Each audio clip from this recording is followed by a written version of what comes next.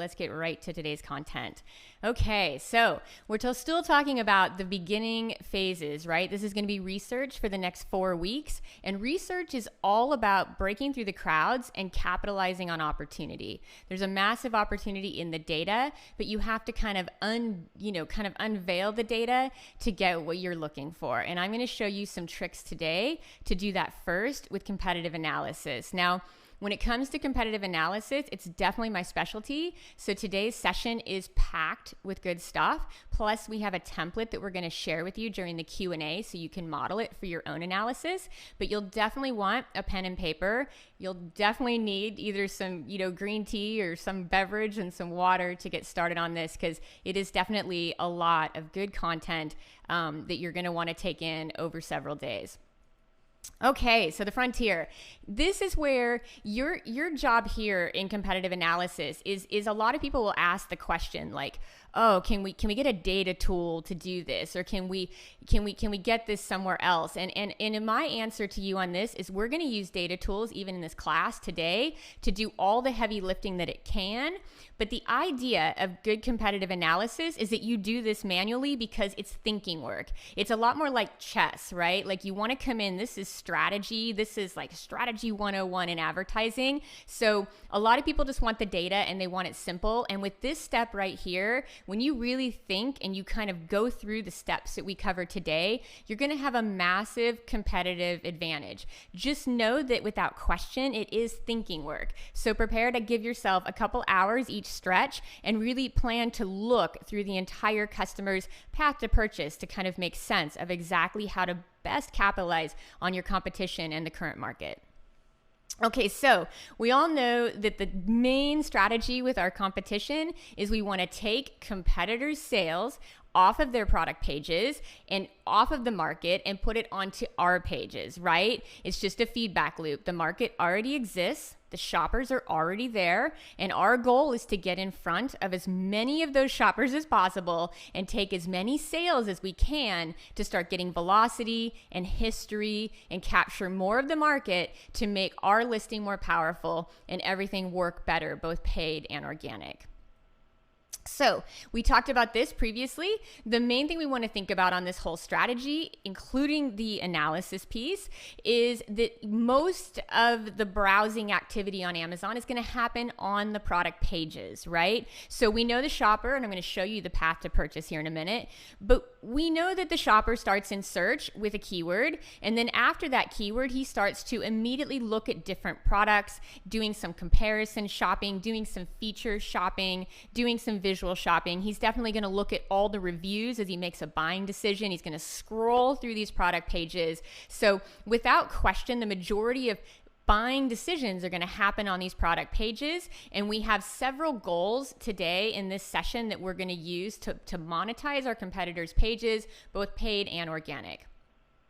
Okay, so when you look at this strategy, what you're going to end up with at the end of this whole thing, including the template that we're going to share during Q&A, is you're going to end up targeting competitors' pages. So the one thing I want to differentiate right now is we're going to be using a lot of different keyword strategies to do this. We in no way do we target ASINs, right? We take the competitors' product pages based on the ASINs that are most relevant, that are going to deliver the most value in advertising, but then we take those pages and we pull and we peel the keywords off of them for our targeting. So no, we do not target specific ASINs in sponsored products. The only time we target ASINs in sponsored in advertising at all on Amazon is if you're using AMS and product display. But I have found you'll get more scale and you'll get a lot more velocity and you'll get far lower prices if you do this kind of covert strategy in sponsored products, right? So today we're going to talk about the research piece and how you're going to leverage it. And then as we get into Act 2 and we're structuring our campaigns, we're going to talk about building these campaigns to actually win the placements. So the one thing I want you to be thinking about in terms of how you're going to go through this process is you're going to be looking to compile a list of your competitors' ASINs, and then from there, pull keywords. So the one thing that we do, and in your template you're going to see, we're going to share with you today, is we go ahead and we compile all the ASINs into one sheet. right? And we really look for a lot of different key factors in this sheet after it's compiled. A sheet like this doesn't take more than a few hours, and it's insanely useful if you're trying to really capitalize on your market that already exists and get in front of more shoppers. So this is what your template will look like when it's done, but I'm going to take you through all the steps to build one of these right now.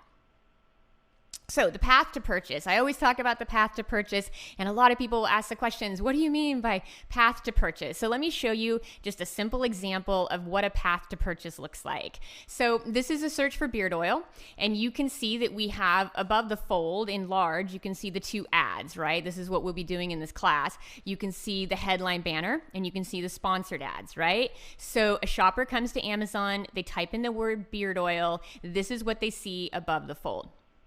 Now from there, they're going to scroll down to see more listings. Obviously, they may or may not take the very first one, but they are going to continue to scroll down. Now, this is why advertising is advantageous, because if you're not showing up in these organic listings, you still get this really nice visibility piece right when they land on the keyword, right? That's why we do advertising as we're starting out, to try to gain this visibility and enter the market conversation while they're looking, at different possible items that they're going to compare.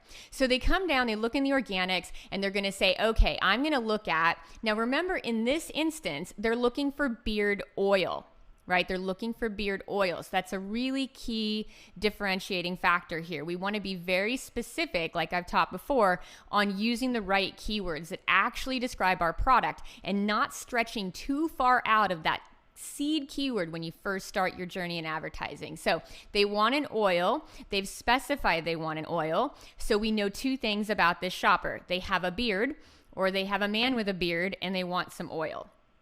So as we move down here and we start to look, you can see that there's two options that are very interesting. One is a balm, which is not an oil, which is not, we're selling an oil, so we're not going to look at that. But say the shopper is also looking for the oil, he's going to click on the first listing that matches what he searched for. Super important. If he put in the word oil, it's highly likely he's going to convert on oil. So after he hits that first ad that's Amazon's choice, of course he loves that Amazon has now suggested something to him, and now he's going to move on to the product page, right? So when he gets to the product page, he's going to start to shop around. So that's what I mean when I say the path to purchase. I simply mean from the time your shopper puts a keyword in the search bar to the time they land on product pages and start to shop, you want to be looking at that entire path they're going to take. And it gets fairly extensive if you really go through it the way we're going to do it today. But I definitely want you to get a basic understanding of what path to purchase means.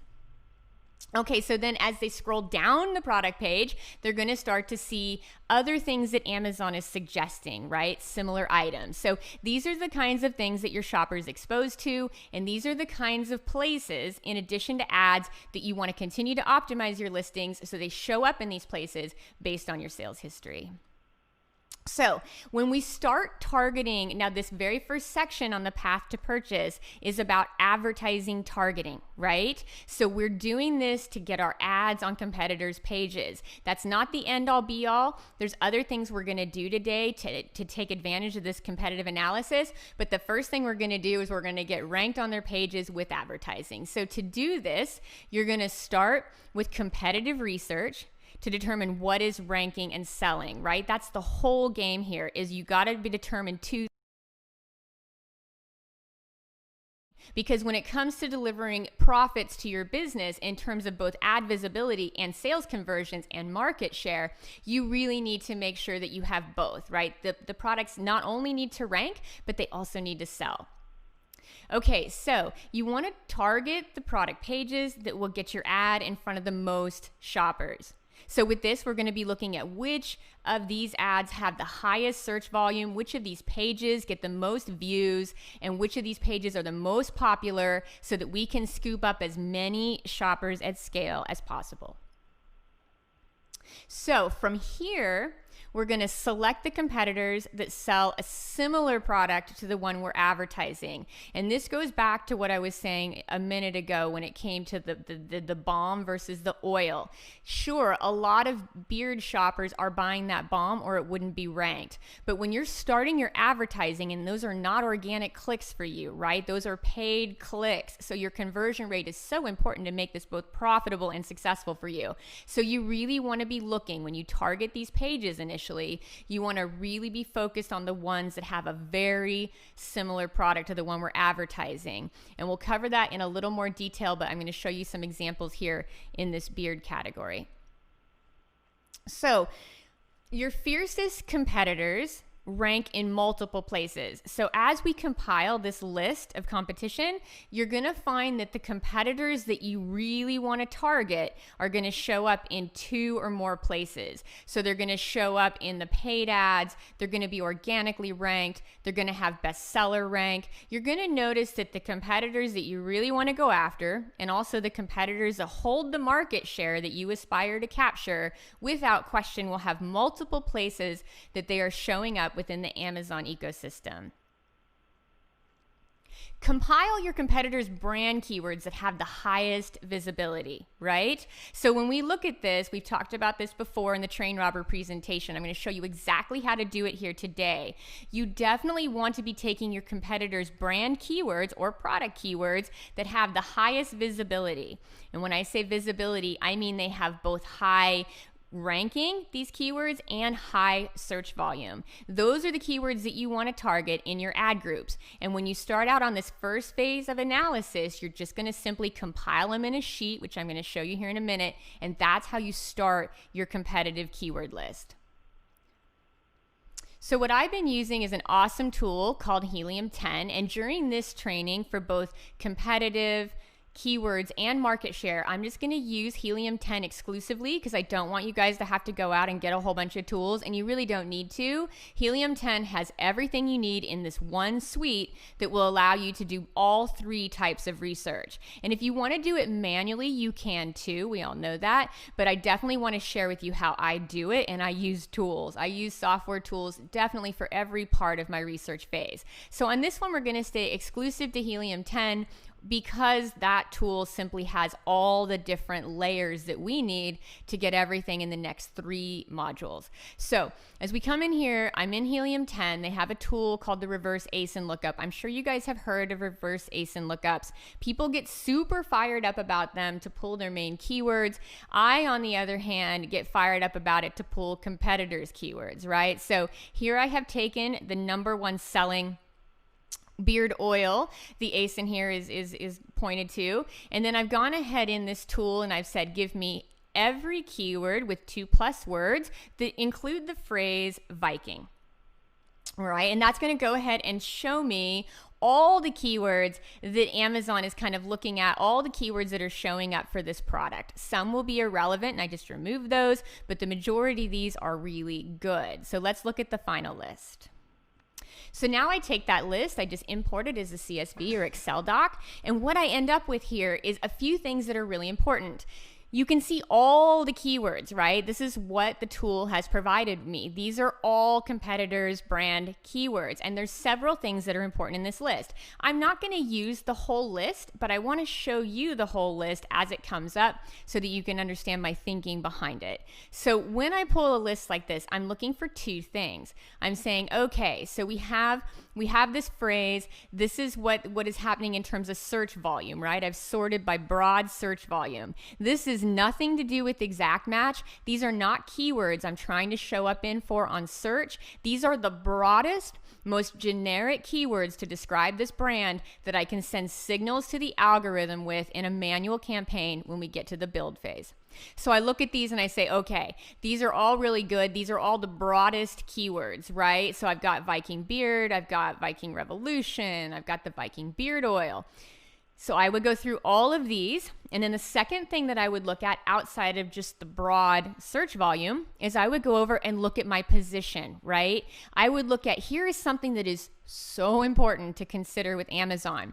When they rank things, it's because they really consider them relevant. And you might look at relevancy, especially if you have any search background like Google, you could look at relevance and take it very literal. Trust me, I did when I started in Amazon several years ago. So you can look at it as a very literal thing, like, oh, it must be relevant, it must be this. Relevant to Amazon just simply means it sells. Right? That's as relevant gets. If the thing sells under those keywords or a related keyword or comes back to those keywords, Amazon's going to rank it. So two things when I'm looking at Amazon data. I'm saying, okay, what's getting the volume? But then more importantly, what is ranking high? Because if it's already ranking high, that keyword is ranking well, I can say, oh, okay, Amazon considers this a very relevant keyword to this product, doesn't it? If it's showing it in position 7 and 4 and 2. And now go down right below that if you guys are able to see this, and you can go bigger on this view, I'm sure, in the members area. If you're able to see as it gets further like into beard care and it starts to get into the words we just talked, like balm, you can see that it's like the ranking is like in the 30s and the 19s, right? We're not even on page 1. So at this point, Amazon is saying, well, I don't think these keywords exactly describe this product, or people don't buy when they put these keywords in. So we're really looking for two main things. Does it have broad search volume? And 2, is it ranking well? Because then I know the algorithm also likes this keyword, right? And we're going to compile these into one tidy list, all broad match and a few phrase when we get to the build. And that's going to be how we target this product page in manual. We have many, many tricks coming up in section 2 about targeting competitors' pages. But in your research phase, that's it with a bow on it. So to summarize, your market share is compiled of competitors that have the bestseller rank, they have organic rank, and they have sales velocity, right? So when we look at our competitors for market share, those are the 3 things that we analyze in that sheet that I showed you. In the path to purchase, we say, okay, who's a bestseller, who's got organic rank, and who's got sales velocity, and that's how we compile this list. And in the next slides, I'm going to show you several examples of both bestseller and sales velocity so you get a full picture of the equation. But when you're looking at just targeting the competitors through advertising, you just need to follow the steps we covered. So this is Dora Dufran from Deadwood.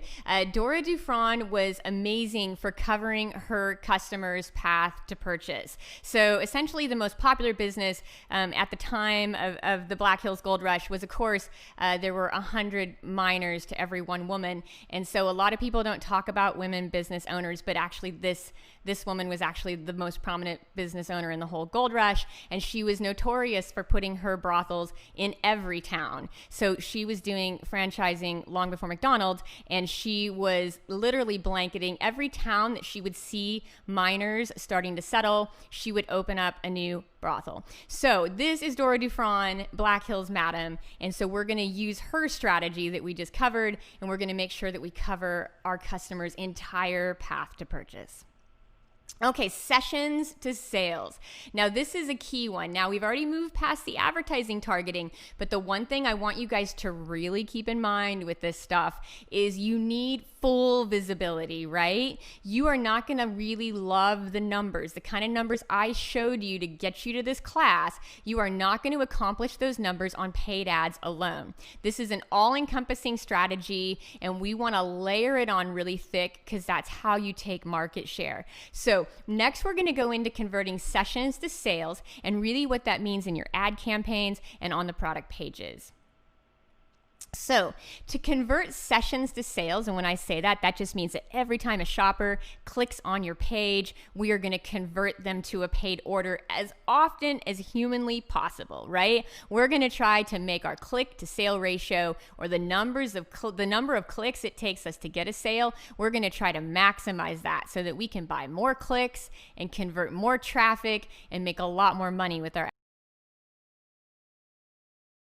we're going to model product pages with the highest sales velocity to increase our conversions. So if we come back over to the first list and we say, okay, we targeted our competitors based on the path to purchase. Here's what they saw when they were in search. Here's what they saw on the product pages. Here's what they would have seen if they went to the bestseller rank. This is totally different because we don't care about the path to purchase as much as which of these product pages drives sales, right? That's what we care about here. So of all of our competitors' pages, which ones are actually converting clicks to sales or sessions to sales in Amazon speak? Which ones are actually converting? Because those are the ones that we want to model in so many ways to make the algorithm like us and understand us, and also to just make more money with our ads. So when we move into this section, the main thing is that ranking is based on the products that have the highest sales in the category. And this is when we talk about organic rank, right? We talk about the pages that are selling the best and have the best rank. Even though they don't look relevant to you, at the end of the day, they are relevant to the algorithm because they drive sales. So we definitely are going to be looking at just sales as a signal in this process. So sales history is powered by ad rank. We've covered that if you were with me in the preview. Definitely powered by ad rank, and then our click-through rate, and then our sales conversion, right? So we cannot win sessions to sales. We cannot convert more sales without all three of those. We need to win ad rank, we need to get a high click-through rate, and we need to get sales conversions. We need all three. We need people to see us, to click on us, and to buy from us. That is the only way to win consistently, and we're going to talk about how to use our competitors' pages to accomplish that goal. You're going to include the main keyword you're advertising in the beginning of your title. And I'm going to show you some images here why that's important in a minute, but you want to make sure that you include the main keyword you're advertising. So in this case, it's beard oil, correct? So we're not targeting a beard balm, we're targeting beard oil. And because we are here in this class going to invest considerable advertising resources into that keyword, and just so you know, that keyword will drive about 80% of your orders when done correctly. Just because we're investing in advertising here, we want to make sure that keyword shows up in our title, but more importantly, in the beginning of our title. It doesn't have to be the first word we use, but it's certainly, beard oil certainly can't show up any later than word 5 to have impact, and I would say no later than word 3 to really have ad impact. Because no matter what you do when it comes to search traffic, the shopper is always going to match keywords to what they searched, and they're going to look at what they searched for in the keyword and match it to the titles. It's just a matching game. That is the one thing that is similar to Google, is the fact that when a shopper search, they always from their search will look for the title that best matches the original query. So if they put in the word beard oil, you got to have beard oil in your title, and you got to move it to the front. That's the key takeaway here. You know you're going to put beard oil in the title, but moving it to the front is crucial if you're going to be doing advertising at scale. So the reason it's crucial is because your sponsored ads in the 3-pack, and when I say the 3-pack, I'm just talking about the ads at the very top of the page in search that we've gone through in every other session. Those 3-pack ads have a much shorter display URL, right? A display title. So a normal title has, depending on your category, it can have a ton of characters. When you look at the sponsored ad title, especially if you're talking about mobile, if you're talking about the 3-pack, which is so prominent, you're really going to get about 7 to 10 words to sell there. They don't see your full title, right? They're not going to see the full title. They're not going to click on the full title. So those first 7 to 10 words in your title, when you're doing advertising at scale, are super important, and you want to be sure you use them and leverage them to get some keyword matching and also get the kind of copy that you know is going to click. So let's show you how I kind of went through this with Helium 10 to get some additional sales data so that I can kind of move into this strategy. So the thing that is awesome about this is the Helium 10, this is the plugin for the browser. So I've gone ahead, I've searched beard oil, as you can see up in that tiny left-hand corner. And I have to say, if you can see the copy in the headline ad, behind this, it says the perfect stocking stuffer by Gentleman's Beard. So if Gentleman's Beard is not in this call, you need to take some advertising training because it's August, probably not the best time to be running stocking stuffer ads. Just master the obvious. So I kind of crack up. Sometimes it feels so competitive in Amazon and everyone's like, oh, it's so competitive. And then I see stuff like this and I'm like, well, it's kind of competitive, but kind of not. You know what I mean? When people still do funny things like run holiday ads in the summer. So here we go, looking at beard oil. So we look at the volume here, and we can kind of see that this is showing us what the sales volume is. Again, in this phase of competitive analysis, all we care about is velocity, right? All we care about is what is selling, because that's the page that we're going to model with the next few tricks. So on this one, I have to say again, just to be clear, you have to focus on the products that are similar to yours. So in this one, I'm ignoring the first product, which is a beard balm, and I've gone ahead and I've selected my first highest selling beard oil, right? And we're going to use that to kind of dissect why the listing is converting, and we're going to use that to kind of determine how we can best position, if you have a new product, especially position your titles and your bullets. And if you have an existing product, this is how you would optimize it to do better if it's not selling. So if we go ahead here, I can show you an example of what we covered. You can see here that these sponsored ads have very short clipped headlines, right? The titles are what people are going to click on. So it's really important if you start to leverage, especially if you're just coming into this game, these are established listings, so they can maybe not make changes like you can. They're not at a place to start changing their listing out. They may have some history with the algorithm. But if you're coming in at a place where you're just establishing history, or you're going to be ranking something new or using advertising to grow a new product, you definitely need to take advantage of this little trick, in the sense that most of these advertisers did not create a title thinking about what's going to click, and I'm going to show you how to determine that next. They did not create their titles by thinking about what was going to show up in their sponsored ads. So as a result, they've put their long title in, and that's just going to show up. It's by default. You don't determine which title you get. So essentially, these guys have kind of missed the mark. Some of them have beard oil. Most of them have beard oil in the text, but I would say there's a lot of other things that you could do if you come into this space to kind of position your product a little bit stronger in the title. But the main thing you want to take away here is that when you're creating your titles, you only get so much visibility in your ads. And if you're going to be investing in advertising, be thinking about that length as you put it together.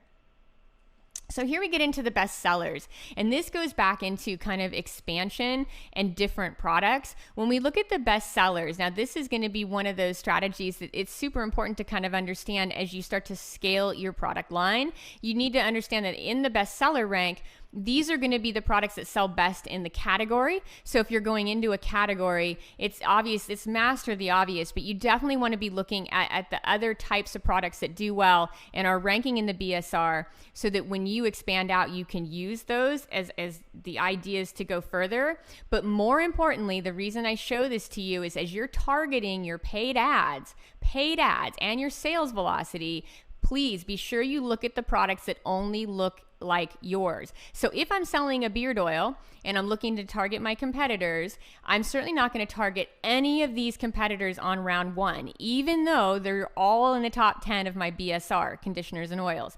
The only one that I'm going to target here is the Honest Amish Classic Beard Oil in 6. I am not going to put the brand keywords for any of these kits. I'm also going to target, obviously, that Viking that we've already targeted early on. So I'm going to do number 2. It's identical to what I sell. I'm going to do number 6. It's another oil like what I sell.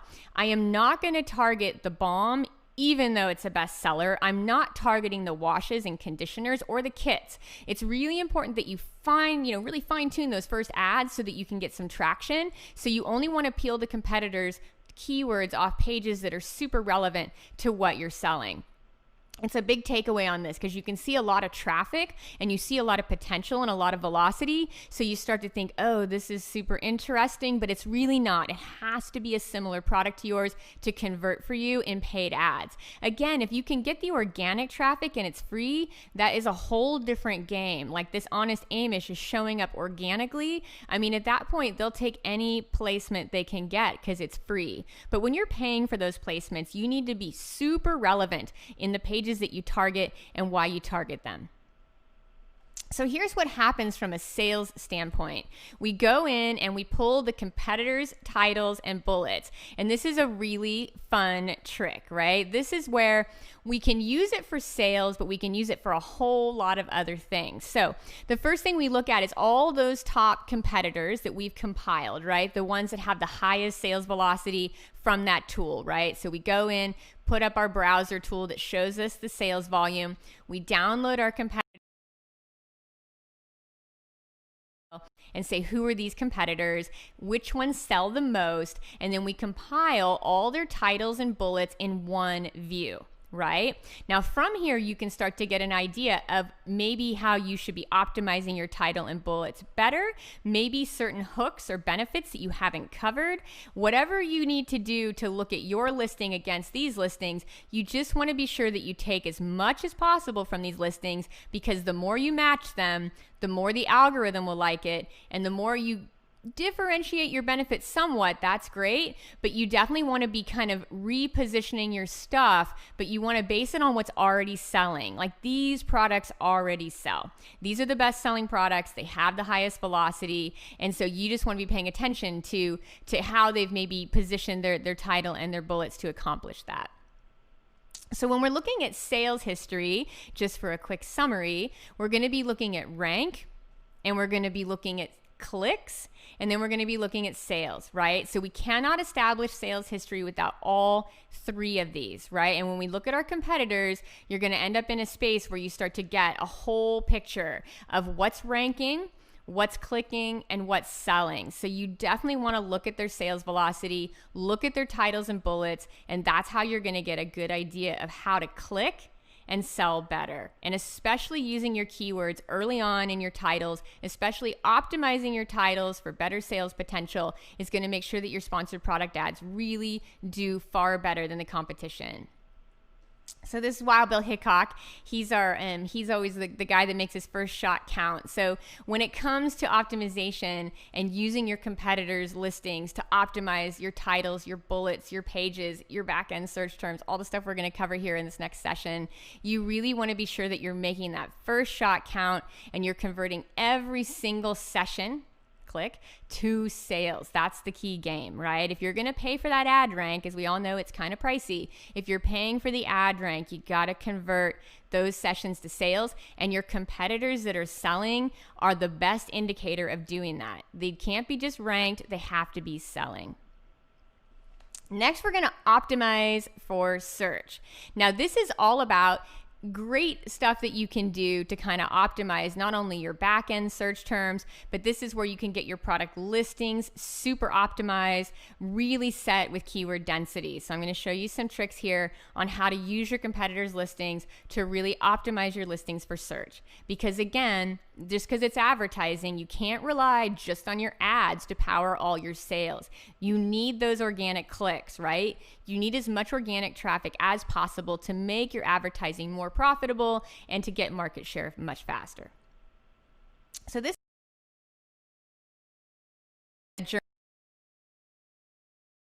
starting in San Francisco. Levi Strauss started back in the 1800s. This is an advertisement from Levi Strauss in 1875.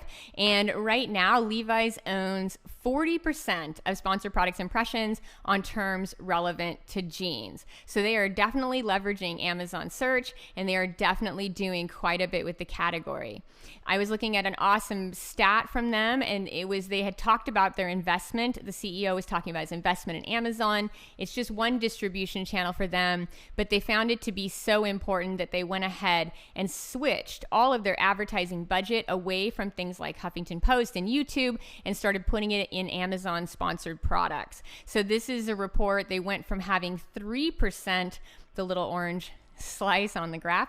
They had 3% Amazon search share in 2016. And then as a result of driving sponsored products, now they're getting 30% of impressions, right? So they definitely had a full report on the profitability of that, how it was a big investment for them to dive into sponsored products at the scale they did, but that it paid off huge on the bottom line. And I think it's awesome because obviously Levi Strauss is still capitalizing on opportunity from the gold rush through today. So hire organic rank is a key factor to making your paid advertising profitable. There's no escaping it. You're going to start out building sales history. You may not have organic rank as you build the history. That's just part of the Amazon game. It's a big search engine. But you need to absolutely, over time, always prioritize strategy to build your organic rank. You need to use your advertising to build your organic rank, which it will on its own, but you need to use other strategies. Just anything you can do to push organic rank is so important, because what happens when someone looks at the ads and then they kind of see the advertisement, if they can scroll down and find you organically in the top 1 to 5 spot, they're going to click on your organic listing a lot. So you're going to get the visibility out of your advertising, but you're going to get the clicks for free. So this only works if you have good organic rank. So it takes a while to get it, but just make sure that in your list of goals, the organic rank is very important, because the more organic rank you win, the more profitable. It's like a snowball. The more profitable your ads are going to become over time. So we're going to select the top ranked competitors and analyze their product listings keywords, right? And the reason for this is because we're going to use the right keywords when we build our listings to get them ranked like everything else that is ranking. And I will explain that more in detail when we get some visuals. So you're going to focus on the keyword sequence, frequency, and relevance in your titles and bullets to gain higher organic rank.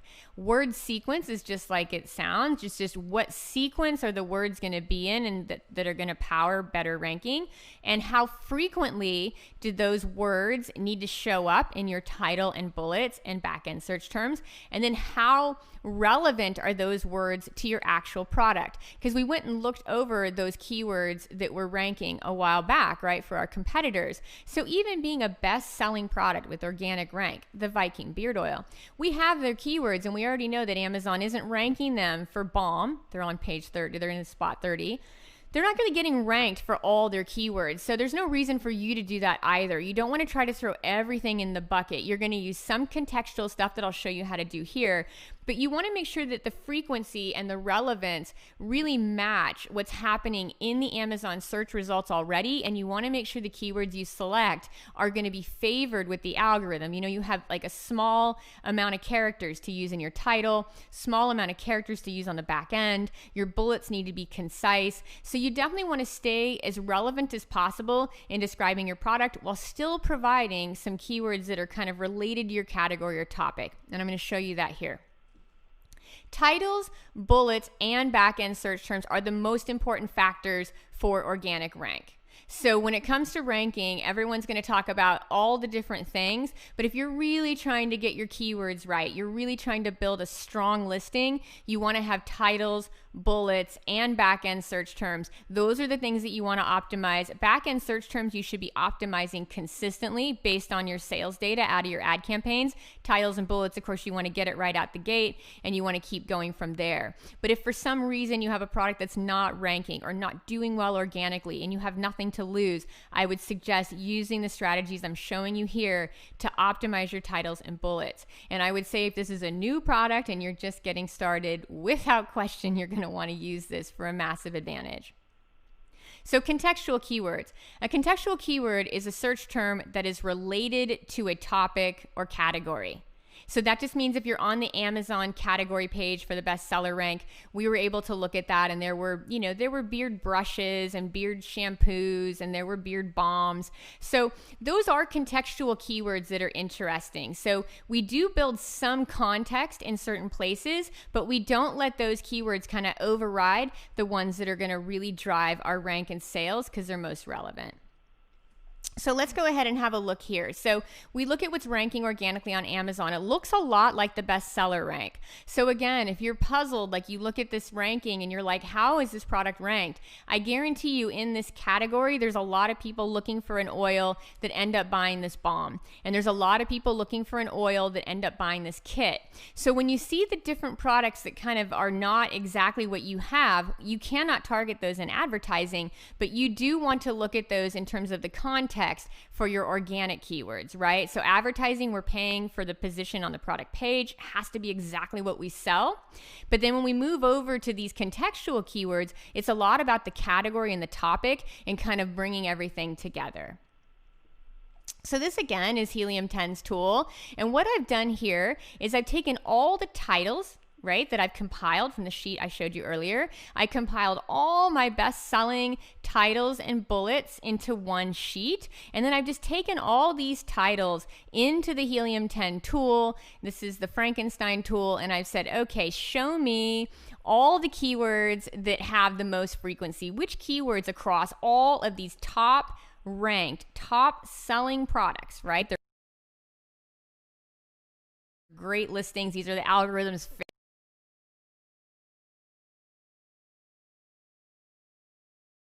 already selling. Which of these keywords are most showing up and in what order, and then how are they grouped, right? So if I look at this, I obviously have, this is a key thing to look at here. You can see that I have beard, then I have oil, then I have oils, and then I have beards, plural. So with that, I'm gonna go with the one that has the most density, right? The one that has the most volume. So in all the keywords and all my competitors' titles, the keyword that shows up most frequently is the singular word beard.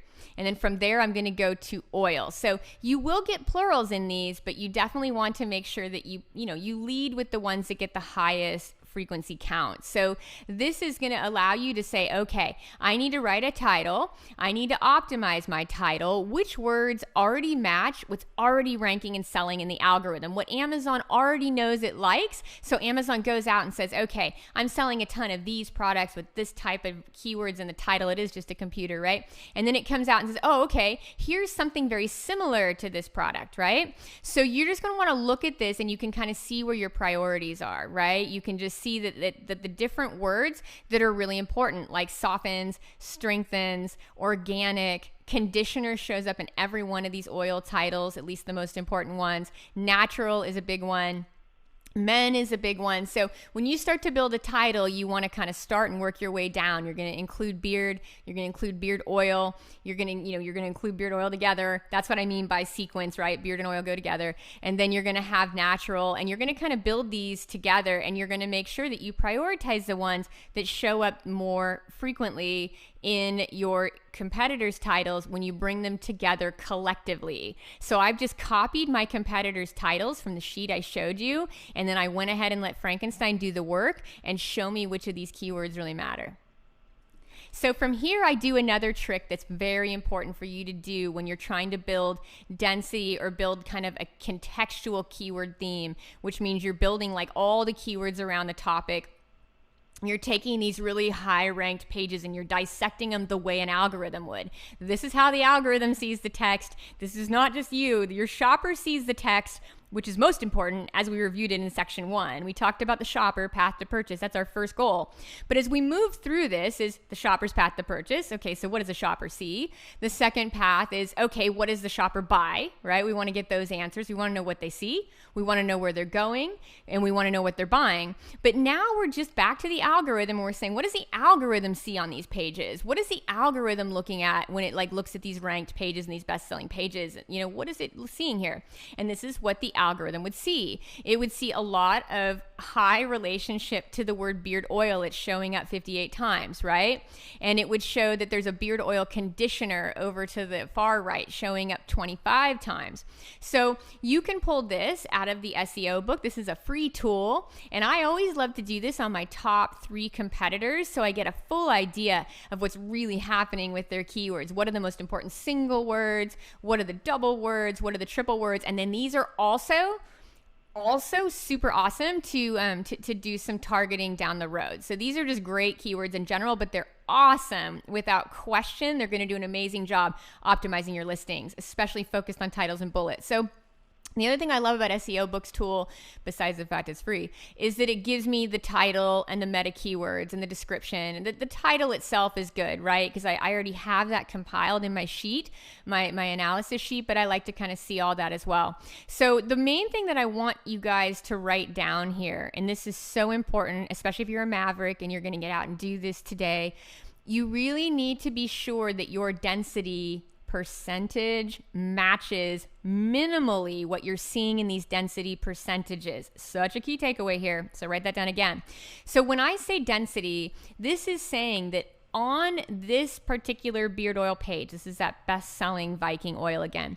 On this particular Amazon page, the word beard is 3.72% of all the keywords on the page. So if we said 100% of the keywords on the page are what? 3.72% of the keywords on the page are beard, and then 1.97% of those keywords is beard oil. So after you optimize your page for these keywords, you want to make sure that you run it through this tool, put your own URL in there, and you want to make sure you run it, because if your percentages get much higher than this, it will look like keyword stuffing. You know what I mean? Like, you don't want to be out there saying beard, beard, beard, beard. I got beard oil, trying to match this density. Instead, you want to really look strategically at never going over these cap numbers. It should feel natural. This is a naturally ranked organic page in the Amazon search results that is a bestseller. The algorithm trusts this page. The algorithm trusts this keyword formula. It likes this density a lot because it's got proven results on this density. So it's a nice way to get started, especially on a cold listing. And again, I care a lot about you guys gaining organic rank with these strategies, because again, it cuts your ad cost so much down as you start to gain organic rank. In the beginning, you kind of pay out the nose because you have no organic rank. You have to use the sales history to build it. But once that sales history is built, you want to kick and scratch for every bit of organic rank you can get, because it is absolutely the money shot. So when I look at this, the algorithm says, okay, I dig, this is awesome. This beard oil page is awesome. This new page kind of looks like this in its makeup. But what you want to be careful of is getting beyond these percentages. If you start having like beard oil at 5%, or you have beard oil at 10%, just check your own density. You've got to use it in relation to the other words. That's why context is so strong. Let's go back one slide and look at context in its real kind of beauty. I think I might have one here. So when we start to look at context, I'm going to go back here. Okay, so you can see that the frequency of the words, we have beard oil, we also have men, we also have natural, we also have conditioner. So you want to be sure that contextually you include all these killer keywords, right? They need to go in to the copy. You don't want to just focus on the ones that only get weight. The reason you do something like this is so you get a full kind of spectrum of all the keywords that are going to help you build good bullets and titles. So you definitely don't want to go over the top on just the one that gets all the traffic. You want to use this tool to determine what's supporting words. That's what context is what's supporting words. What the algorithm does is it comes out and says, okay, I'm looking for a page that describes beard oil, or I have this idea, the algorithm does. I have this idea of what a page looks like that describes beard oil when someone searches, because I have all these pages that rank and all these pages that sell. And then it says, oh, okay, when I see a page that includes words like natural and conditioner and softens and strengthens and grow, when it starts to see those words, it gets this signal of like, aha, this is a lot like that. And then it just is just a really nice thing. So don't get too deep in just the main seed. So if I'm looking at this list here, let's go back to it all the way in our sheet. You guys have this template and we'll go through it during Q&A. You can get all your questions out. So if I go look at this sheet, you can see I'm getting the same results off my true density that I've done here, even the same results that I got very simply out of the Frankenstein tool in Helium 10. But you can see it here more at scale. You can see a lot more in this free density report that shows you the kind of phrases and how they work together. I like to look at 1 word, 2 words, and 3 words and think about how I can combine them, right? How they should be combined to kind of match some good frequency. So if I'm looking at this one, I'm going to say, okay, I've got beard, I've got oil, I've got conditioner. So without question, those words have to be in my title. And then I'm going to move in and say, wow, 52 of the words were about scent. People must be concerned about what the stuff smells like. They either must want to like the smell or want to have no smell. Then we can look at it and say, okay, it's natural. People must dig a natural product, or at least the best sellers are natural. It softens, it strengthens. These are the kinds of words that help you position your pitch based on what's already selling. And then 2, help you position your keywords in that pitch to kind of make the algorithm happy as well. So then we get into our 2-word phrases, right?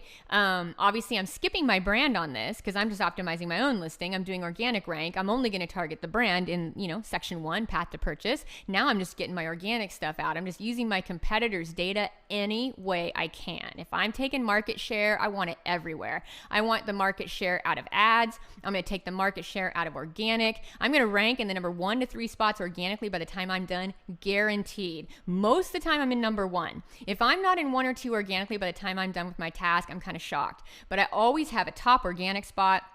As long as those reviews are up, right? We need to have like 4.5-star reviews to make it happen. But if my reviews are clocked, my product can sell. I will always take paid, organic, and the bestseller badge, right? I take all 3 areas by the time I'm done. Now, I'm not saying I do it overnight, but I do it. So if we come over here, I've got beard oil. And it seems like 30 of these have jojoba oil in it. Mental note there, especially if you're doing just research. The next thing is, oil conditioner kind of goes together. So now you might want to put, when you talk about sequence, we might want to say, beard oil conditioner. Now we come over here to the third and like the 3-word phrases. There it was, what I just guessed, like beard oil conditioner, right? Shows up 25 times. So this is what I meant. By frequency, I meant beard oil counts, high counts. By the sequence, I meant, so beard oil conditioner should go together in one sequence as one phrase. So that's, or mustaches for men if I'm doing a mustache. Or, the thing I want to be looking for here is how to combine my keywords. I normally stay really focused on the 2-word phrases. I like those best, but I make sure I include plenty of the 1 words, and I, kind of buffer in some 3 words if I can find ones that are relevant and actually read well, because of course I want to click and sell too. So to take away your organic rank, you want to have frequency, you want to have relevance, and you want to have sequence. That's the game when you're analyzing your competitors. It is absolutely chess, it is absolutely strategy, and I guarantee you that your competitors have not got any type of thought into this like you're getting ready to.